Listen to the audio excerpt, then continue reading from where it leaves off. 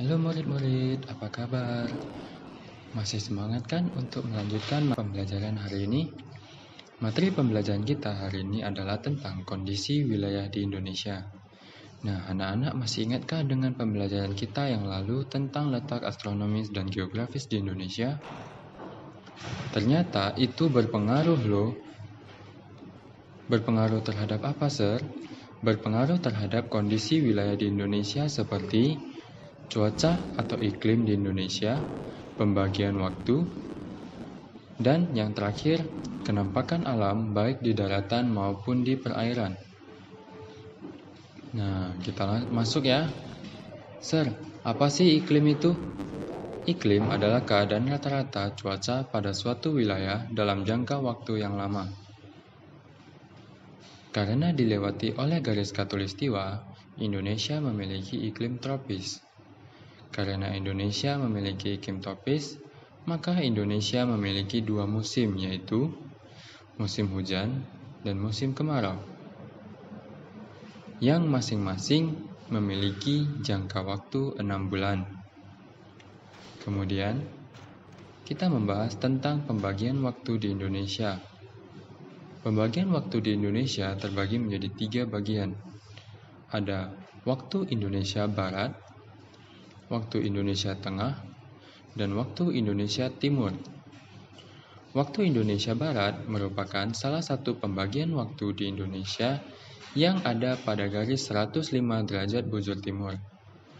Waktu Indonesia Barat wilayahnya meliputi Jawa, Sumatera, Kalimantan bagian tengah, dan Kalimantan bagian barat.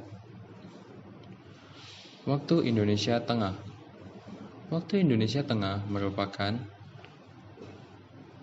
waktu yang berada pada garis 120 derajat bujur timur. Waktu Indonesia Tengah wilayahnya mencakup wilayah Bali, Kalimantan Utara, Kalimantan Timur, Kalimantan Selatan, dan Sulawesi. Yang ketiga, waktu Indonesia Timur. Waktu Indonesia Timur adalah salah satu pembagian waktu di Indonesia yang berada bentangan garis sepanjang 135 derajat bujur timur. Wilayah waktu Indonesia Timur meliputi Maluku dan Papua. Masing-masing zona waktu itu memiliki perbedaan 1 jam. Jadi, waktu Indonesia Barat lebih lambat 1 jam daripada waktu Indonesia Tengah.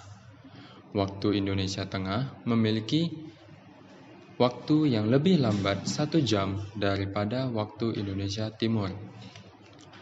Nah, kita sudah sampai di pembahasan akhir, yaitu kenampakan alam daratan dan perairan. Sir, apa sih itu kenampakan alam? Kenampakan alam adalah bentuk permukaan bumi yang terbentuk secara alami. Kenampakan alam sendiri dibagi menjadi 2 bagian, yaitu kenampakan alam daratan dan kenampakan alam perairan. Kenampakan alam daratan dapat berupa dataran tinggi, dataran rendah, dan pegunungan. Dataran rendah adalah wilayah daratan yang memiliki ketinggian 0 sampai 200 meter di atas permukaan laut. Dataran rendah banyak dimanfaatkan untuk pemukiman, industri, dan pertanian. Dataran tinggi adalah wilayah daratan yang sangat luas yang terletak pada ketinggian di atas 700 meter di atas permukaan laut. Dataran tinggi banyak dimanfaatkan untuk perkebunan dan tempat wisata seperti di Brastagi. Next, pegunungan. Pegunungan adalah rangkaian gunung yang sambung menyambung satu sama lain. Selanjutnya, kenampakan alam perairan. Kenampakan alam perairan dapat dibagi menjadi 4, yaitu ada sungai, danau, laut, dan selat. Sungai adalah aliran air yang panjang dan berasal dari mata air, kemudian bermuara atau berakhir di laut. Kemudian, danau. Danau adalah genangan air yang sangat luas dan dikelilingi oleh daratan. Danau juga terbagi menjadi dua, yaitu danau tektonik dan danau vulkanik. Danau tektonik terbentuk dari pergeseran bumi, sedangkan danau vulkanik merupakan puncak gunung yang memiliki kawah yang terisi oleh air hujan. Selanjutnya, laut. Laut merupakan perairan yang sangat luas dengan ciri-ciri airnya asin. Dan yang terakhir adalah selat.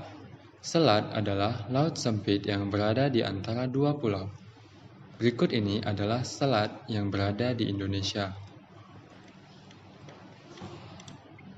Yang pertama, Selat Sunda. Selat Sunda terletak di antara Pulau Jawa dan Pulau Sumatera. 2. Selat Karimata. Selat Karimata terletak di antara Pulau Sumatera dan Pulau Kalimantan. Yang ketiga, Selat Makassar. Selat Makassar terletak di antara Pulau Kalimantan dan Pulau Sulawesi. Yang keempat, Selat Lombok. Selat Lombok terletak di antara Pulau Bali dan Pulau Lombok. 5. Selat Malaka. Terletak di antara Pulau Sumatera dan Pulau Malaysia. Yang terakhir, keenam, Selat Madura. Selat Madura terletak di antara Pulau Kalimantan dan Pulau Sulawesi. Oke, kita telah selesai membahas materi pembelajaran kita tentang kondisi wilayah di Indonesia. Sudah mengerti kan anak-anak tentang materi pembelajaran kita hari ini? Sampai jumpa di materi pembelajaran berikutnya ya. Dadah!